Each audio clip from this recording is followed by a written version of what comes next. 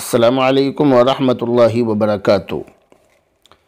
Friday comment box میں اتنے زیادہ سوال آتے ہیں، لوگ سوال شامل کرنے کے لیے اتنے زیادہ سوال بھیجتے ہیں کہ آدھے سوال بھی شامل نہیں ہو پاتے ہیں، آدھے سے بھی بہت کم سوال شامل ہو پاتے ہیں۔ اس لیے میں نے سوچا کہ ہفتے کے بیچ میں بھی کچھ سوالوں کا جواب دے دیا جائے۔ چنانچہ آج یہ جو سوال آئے ہیں اس کا جواب دیا جا رہا ہے۔ یہ رحیمی شفا خانہ بنگلور سے کہہ رہے ہیں، السلام علیکم مفتی صاحب۔ وعلیکم السلام۔ یہ کہہ رہے ہیں کہ مفتی صاحب، یہ تبلیغی جماعت والے ممبر پر کھڑے ہو کر یہ کہتے ہیں کہ دین کی مجلس میں بیٹھنا 60-70 سال کی نفلی عبادت سے بہتر ہے، کیا یہ صحیح ہے؟ اور ہمارے یہاں ایک مولانا صاحب کہہ رہے ہیں کہ ایسا کچھ بھی نہیں ہے۔ مولانا کے والد امیر صاحب ہیں، اب دونوں باپ بیٹوں میں بحث ہو رہی ہے، اس کے بارے میں بتائیں۔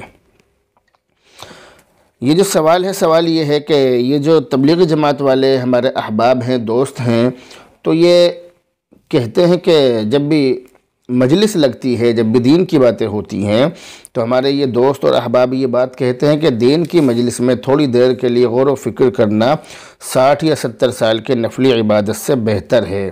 تو اس کے بارے میں انہوں نے سوال کیا ہے، کیونکہ ان کے یہاں پر ایک مولانا صاحب نے کہا کہ ایسا نہیں ہے، ایسا کچھ بھی نہیں ہے، یہ بات بالکل غلط ہے، ایسا کہا ہے۔ اب ان مولانا صاحب کی بات صحیح ہے یا مولانا صاحب کے والد جو امیر صاحب ہیں ان کی بات صحیح ہے؟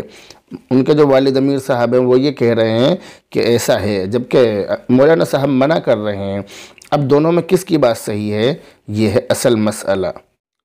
دین کی فکر لے کر تھوڑی دیر بیٹھنا بلا شبہ بہت بڑے اجر و ثواب کا کام ہے، اور فکر اور محنت جیسی ہوگی اسی قدر اجر و ثواب بھی حاصل ہوگا۔ لیکن اس کو 60-70 سال کی نفلی عبادت سے افضل سمجھنا، نفلی عبادت سے بہتر سمجھنا، اور اس طرح سے ڈنکے کی چوٹ پر بیان کرنا، ڈنکے کی چوٹ پر اس طرح سے کہنا، یہ کسی صحیح حدیث سے ثابت نہیں ہے۔ اور یہ جو لوگ، بہت سارے لوگ اس طرح کی حدیث بیان کرتے ہیں، روایت بیان کرتے ہیں کہ 60-70 سال کی نفلی عبادت سے بہتر ہے، تو بہت سارے علماء ناقدین نے اس حدیث کو بہت زیادہ ضعیف بلکہ موضوع قرار دیا ہے۔ اس لیے عام مجلس میں اسے بیان کرنے سے پرہیز کرنا چاہیے۔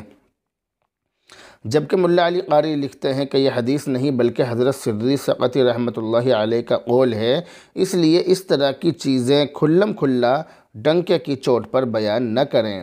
ہمارے جو تبلیغی جماعت کے علماء ہیں، ہمارے جو اکابر ہیں، جو ہمارے بڑے ہیں، ان کی بھی یہ ذمہ داری بنتی ہے کہ اگر اس طرح کی بات نہیں ہے، اگر یہ چیز حدیث میں نہیں ہے، تو جو ہمارے تبلیغی جماعت والے احباب ہیں، جو ہمارے بھائی ہیں، جو ہمارے ساتھی ہیں، جو تبلیغی جماعت میں لگے ہوئے ہیں، ان کاموں کو کرتے ہیں، تو ان کو یہ بات بتلائی جائے، یہ بات ان کو سمجھائی جائے کہ اس طرح کی کوئی بات حدیث میں نہیں ہے، اس لیے اس طرح کی بات نہ کریں۔ یعنی جیسا بھی وہ بہتر سمجھیں، مناسب سمجھیں، وہ اس چیز کو لوگوں کو سمجھائیں تاکہ لوگ اس کو کھلم کھلا بیان نہ کریں۔ کیونکہ اس طرح کی چیزوں کو پکڑ کر جو اعتراض کرنے والے لوگ ہیں، جو معترض ہیں، جو انگلیاں اٹھانے والے لوگ ہیں، وہ اس طرح کی چیزوں کو پکڑتے ہیں اور پھر تبلیغی جماعت کو نشانہ بناتے ہیں۔ تو حالانکہ تبلیغی جماعت نشانہ بنانے والی چیز نہیں ہے، بلکہ تبلیغی جماعت تو ایسی چیز ہے کہ اس میں لگنا چاہیے، تبلیغی جماعت میں لگنا چاہیے، ان کی مدد کرنی چاہیے، اور اپنے ایمان کو بھی بچانے کی فکر کرنی چاہیے۔ تو تبلیغی جماعت یا کوئی بھی جماعت ایسی نہیں ہے کہ اس پر اعتراض کیا جائے، بلکہ اس کے اندر موجود کمیوں کو، اور جو اس کے اندر جو کوتاہیاں ہیں، جو چیزیں اس کے اندر غلط طریقے سے داخل ہو گئی ہیں تبلیغی جماعت میں یا کسی بھی جماعت میں، تو ان غلط چیزوں کو دور کرنے کی کوشش کرنی چاہیے۔ اللہ رب العزت سے دعا کریں، اللہ رب العزت عمل کی توفیق نصیب فرمائے۔ بہرحال اب آپ سے رخصت ہوتے ہیں، دعا میں یاد رکھیں۔ السلام علیکم ورحمۃ اللہ وبرکاتہ۔